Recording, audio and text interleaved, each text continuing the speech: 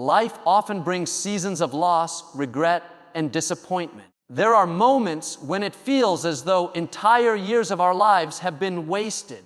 Years lost to poor decisions, painful relationships, illness, or spiritual dryness. But the promise found in God's Word is powerful and clear. He will restore what has been lost.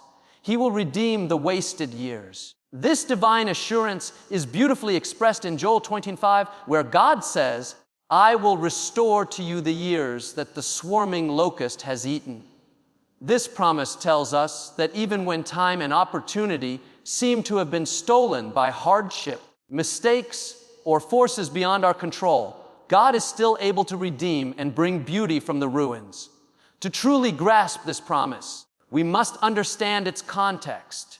The people of Israel faced a devastating locust plague that destroyed their crops and livelihoods. It was a judgment for their disobedience, but in His compassion, God also offered them hope. He did not leave them in despair. He promised restoration, not only of their physical sustenance, but of their spiritual strength and joy. This promise isn't limited to the Israelites. It speaks to us today. Wasted years can take many forms in our lives. Perhaps you've spent years chasing success in the wrong places, or endured seasons of heartbreak and loneliness. Maybe illness has kept you from living fully, or perhaps you've gone through times when you felt distant from God, when your faith felt weak and your soul dry. These seasons can leave behind scars, emotional, mental, even spiritual. They may make you feel as if your life has passed you by, as if you've missed your purpose or calling. But here's the truth: God is not bound by time. He is not limited by your past. His ability to redeem and restore is infinite. When you surrender your past to Him and put your trust in His plan, He begins a beautiful work of healing and renewal. He doesn't just give you back what you lost. He multiplies it, transforms it, and uses it for your good and His glory. One way God redeems our lost time is by giving our pain a purpose. Romans 8:28 reminds us, "And we know that in all things God works for the good of those who love Him, who have been called according to His purpose." This means that no matter what you've been through, God can use it. Your mistakes, your heartbreaks, your struggles, they are not wasted. In His hands, they become tools for growth, compassion, and wisdom. God shapes your character through trials and prepares you for the blessings He has ahead. The hardest seasons often bring the deepest spiritual growth.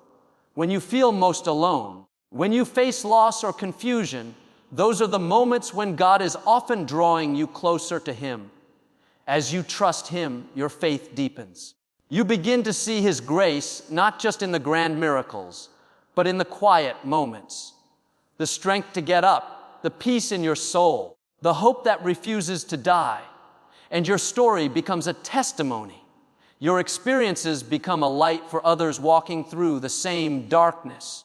When you share how God brought you through, you give others the gift of hope. You remind them they're not alone, and that their story, too, can be redeemed. God's restoration doesn't stop at healing the past. He also fills your present with joy and your future with purpose. In Psalm 51:12, David prays, "Restore to me the joy of your salvation, and grant me a willing spirit to sustain me."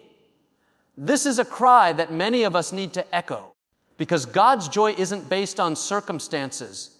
It is rooted in His love for us. It's the deep, abiding joy of knowing that we are forgiven, cherished, and chosen. When you are weighed down by regret or pain, God's joy lifts you up. It renews your strength. It gives you the courage to face the future with hope. With joy in your heart, you begin to see the world differently, not as a place of missed chances, but as a field ripe with new opportunities. This restoration includes not only your spirit, but every part of your life. God renews relationships. He brings peace where there was once turmoil. He grants clarity in confusion. He gives beauty for ashes. In Isaiah 4:39, God says, "See, I am doing a new thing. Now it springs up, do you not perceive it? I am making a way in the wilderness and streams in the wasteland. God makes a way where there is no way. Where there was once emptiness, He brings fullness. Where you saw failure, He plants seeds of success. He opens doors that seemed closed forever. His new beginnings are often unexpected. Maybe it's a new career, a restored relationship, or a renewed purpose that fills you with energy and vision. God's restoration is not just about fixing the past. It's about building a future. And He doesn't just restore your circumstances. He restores you. He heals your broken heart. He brings peace to your troubled mind. He renews your physical body and gives you strength. He breathes new life into your spirit. His healing touches every part of who you are, emotionally, mentally, spiritually, physically. And while we often want instant results, God's timing is perfect. Sometimes restoration is a process. It may take weeks, months, or even years. But every moment you spend waiting on God is not wasted. It's a time of preparation, a time to grow in faith, a time to learn patience and dependence on Him. In this waiting, you are not alone. God is with you. He is shaping you, strengthening you, readying you for all that is to come. And when His restoration arrives, it will be more beautiful than you imagined. Ultimately, the restoration of wasted years is a reflection of God's love. He is a God who delights in turning mourning into dancing, sorrow into joy, ashes into beauty.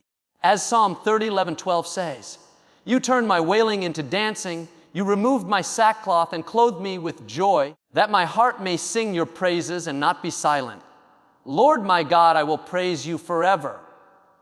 So today, no matter what your past holds, trust that God can redeem it.